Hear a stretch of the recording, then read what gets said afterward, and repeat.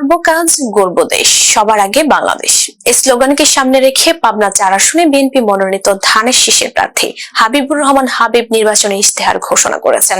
রেজাউল করিম ফেরদৌসের তথ্যচিত্রে বিস্তারিত।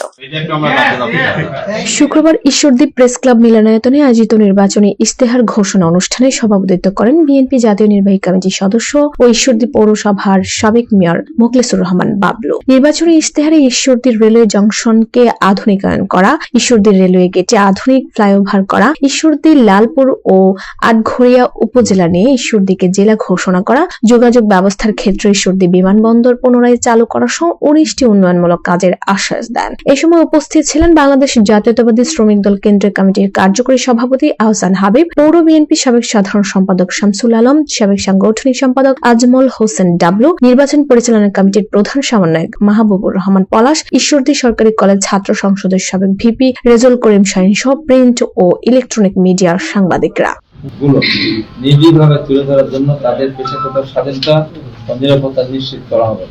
আমি বিশ্বাস করি সমাজের গঠনমূলক সমালোচনা ও পরামর্শ শাসন দল থেকে আরো জনবান্ধব করে তুলে। তাই স্থানীয় শিক্ষক, বুদ্ধিজীবী, গুরুজনদের নিয়ে একটি পরামর্শ কমিটি গঠন করা হবে। তাদের মতামতের ভিত্তিতে এলাকার গুরুত্বপূর্ণ সিদ্ধান্ত গ্রহণ করা হবে। খালেদা জীবন থাকা অবস্থায় আমাকে মনোনয়ন দিয়ে গেছেন যখন আমি দলের চেয়ারম্যান, সেই দলের মার্কা নিয়ে আমি নির্বাচন করব। ধানের শীষের পক্ষে যারা এখন নির্বাচন নামেননি তাদের প্রতি আহ্বান জানানো মানুষের আমার ধানের শীষ শহীদ রাষ্ট্রপতি জিয়া রহমান, ম্যাডাম খালেদা জিয়া